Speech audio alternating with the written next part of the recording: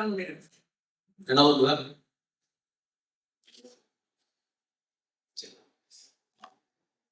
வளைகுடா நாடுகள்ல 70 பெட்ரோலியம் கண்டுபிடிக்கிறாங்க.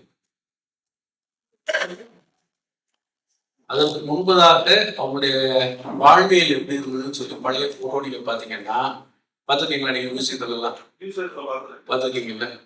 ரொம்ப வருஷம் இல்லை, ஒரு 50 வருஷத்துக்கு முன்னால இல்லையா?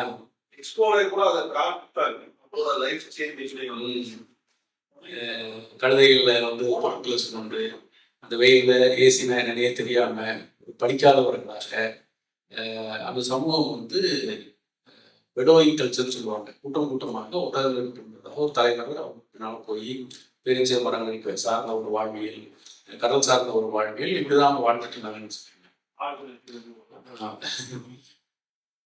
ஆனால் ஒரு நாள் அங்க வந்து பெட்ரோல் இருக்குதுன்னு கண்டுபிடிக்கும் பொழுது அந்த வாழ்வியல் தலைகீழாக மாறிட்டு, இந்த பெட்ரோல் இவ்வளவு நாள் எங்க இருந்துச்சு? எங்க இருந்துச்சு? என் காலத்துக்கு கீழே தான் இருந்துச்சு. சரியா? அத மாதிரி உங்களிடமும் உங்கள் நிறுவனமிடமும் கண்ணுக்கு தெரியாத புதையல்கள் விழுந்திருக்குது உங்கள் காலடியில். இதைத்தான் டிராப்ட் வேல்யூன்னு சொல்லுது. என் வீட்டுல தண்ணி இல்லை, கஷ்டப்பட்டு இருக்கிறேன். குடி தண்ணி இல்லை, எங்கெல்லாமோ இருந்து லாரியில வாங்குறேன், அங்க வாங்குறேன், இங்க வாங்குறேன். திடீர்னு ஒரு நாள் போர் போடுறேன், 30 அடியில தண்ணி வருது. என் காலுக்கு கீழே 30 அடியில தான் தண்ணி இருந்திருக்கு. இது எனக்கு தெரியல. நான் என்ன பண்றேன்? என்ன வந்து வருத்திக்கிறேன் இல்லையா? அத மாதிரி உங்களிடம் என்ன புதையல் ஒழிந்திருக்குது, உங்கள் நிறுவனத்திடம் என்ன புதையல் ஒழிந்திருக்குது. இந்த வகுப்பை நான் திருநெல்வேலியில் எடுக்கும் போது நம்மகிட்ட ஆக்ரா ஃபவுண்டேஷன் ஜூன் உங்களுக்கு தெரிஞ்சிருக்கும். அவர் என்ன சொன்னாரு, எனக்கு நிறைய ஐயோபடி கிடைக்குது. 3 விஷயம் மட்டும் நான் இங்க ஷேர் பண்றேன். ஒண்ணு, என்னுடைய கன்ஸ்ட்ரக்ஷன் நிறுவனத்துக்கு நான் ஒரு சாஃப்ட்வேரை வந்து ரொம்ப கஷ்டப்பட்டு ஒரு 20 வருஷம் ஆரண்டி பண்ணி இப்ப சிறப்பாக அது செயல்பட்டு இருக்குது. இந்த சாஃப்ட்வேரை நான் விற்கிறத பத்தி யோசிக்கவே இல்லை. நிறைய இன்வெஸ்ட் பண்ணியிருக்கேன் என்னுடைய ஓன் யூஸ்க்கு. இப்ப எனக்கு இதை மார்க்கெட்டுக்குள் கொண்டு போகலான்னு தோணுது.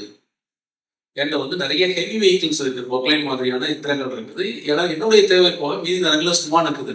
அதை வாடகை கொடுக்கலாம். அந்த நேரத்துக்குள்ள வந்து நான் யோசிக்கவே இல்லை. இனிமே அதை வந்து ஒரு வெர்டிகல் நான் ஓப்பன் பண்ணலாம்னு எனக்கு தோணுது. அதே மாதிரி எனக்கு நிறைய வேர்ஹவுஸ் இருக்கு, அதில் வந்து ஸ்பேசஸ் நிறைய எம்டியா கிடக்குது. அதை வந்து நான் பயன்படுத்தவே இல்லை. சரிங்க, இப்படி வந்து ஒரு 3 விஷயம் அவருக்கு கண்ணுக்கு தெளிவாச்சு.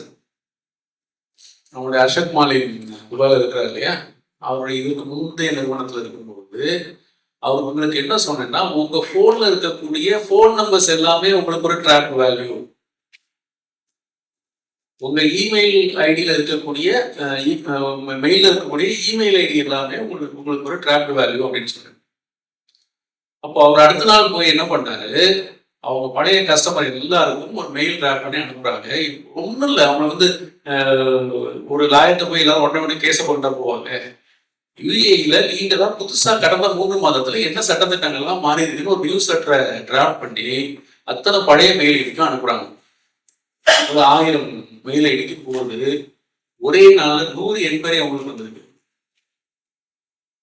சரியா? 100ங்கிறது சின்ன நம்பர் இல்லை. ஒரு லாயர் ஆபீஸை பொறுத்த வரைக்கும் என்னன்னா, எல்லாருக்குமே சின்ன சின்ன பிரச்சனை இருந்திருக்கு. யாருக்கும் வந்து லாயர்கிட்ட போய் உட்கார்ந்து பேசி தீர்க்கிறதுக்கான நேரம் இல்லை. சரியா? அப்போ இந்த ஒரு மெயில் வந்து அவங்க எல்லாரையும் யூஸ் பண்ணுது. அப்படிதானே? அப்போ உங்ககிட்ட இருக்கக்கூடிய மெயில் ஐடி, உங்ககிட்ட இருக்கக்கூடிய கான்டாக்ட் நம்பர்ஸ். இப்போ ஒருத்தர் சொன்னார் இல்லையா, இங்க ஒரு குக் வந்து அவருக்குள்ள உள்ள திறமையை சொன்னார்ல, இந்த ஓனர் என்ன பண்றாரு, இவருக்கு இங்க சம்பளம் கொடுக்குறாரு, இவரை நம்பி கேட்டரிங் ஆர்டர் எடுக்கிறாரு, கேட்டரிங் ஆர்டர்ல வரக்கூடிய வருமானத்துல ஒரு ஷேர் கொடுத்துடுறாரு. அப்போ அவரை பொறுத்த வரைக்கும் இந்த பையன் ஒரு டிராப் வேல்யூ இருக்கு. உங்கள்கிட்ட இருக்கக்கூடிய ஒரு எஃபிஷியன்டான ஒரு லேபர் வந்து உங்களுக்கு வந்து ஒரு டிராப் வேல்யூ இல்லையா? இத மாதிரி உங்களிடம் எத்தனையோ டிராப் வேல்யூ இருக்கும். சித்திரை இது 9வது வருஷம், 7 வருஷம் நான் மைக் பிடிச்சது இல்லை. யார் யாரெல்லாமும் மேடையில் இருப்பாங்க. சரியா? நான் எடுபடி வேலை செஞ்சிட்டோம். ஆனா ஒரு நாள் நான் ரியலைஸ் பண்ணேன், எனக்குள்ள கடவுள் ஏதோ ஒரு திறமையை கொடுத்துருக்கிறாரு. நான் ஏன் வந்து ஒரு கோச்சா மாறக்கூடாதுன்னு வரும்பொழுது அந்த ட்ராப் வேல்யூ வந்து இதுல இருந்து வெளியே வருது. இது உங்களுக்கு அப்ளை பண்ணணுங்கிறதுக்காக நான் சொல்றேன். இன்னும் அப்ளை பண்ணி பார்க்கணுங்கிறதுக்காக சொல்றேன். இந்த 2 வருடங்கள்ல இப்போ சொல்றேன்ல, இப்போ இவரை நான் நீங்க பார்க்கலன்னா அவர் சொல்லியிருக்க மாட்டார். ஒரு 1800 குடும்பத்துடைய ஒரு சந்தோஷம் வந்து உங்களுக்கு தான் அந்த கிரெடிட் வருதுன்னு சொல்றாருல. இதை மாதிரி எத்தனையோ பேருடைய லைஃப் வந்து மாறுது இல்லையா? அப்போ இந்த திறமை எங்க இருந்துச்சு? எனக்குள்ளதான் இருந்திருக்குது. ஆனா இந்த திறமை எனக்குள்ள இருக்குல்லே, எனக்கே தெரியும். புரியல? அப்போ இப்போ நீங்க பண்ண வேண்டிய எனக்குள்ள என்ன ட்ராப் வேல்யூ சரியா? ஒரு 3 நிமிஷம் பாஸ் பண்றேன். யாருக்கு பேச முடியும்?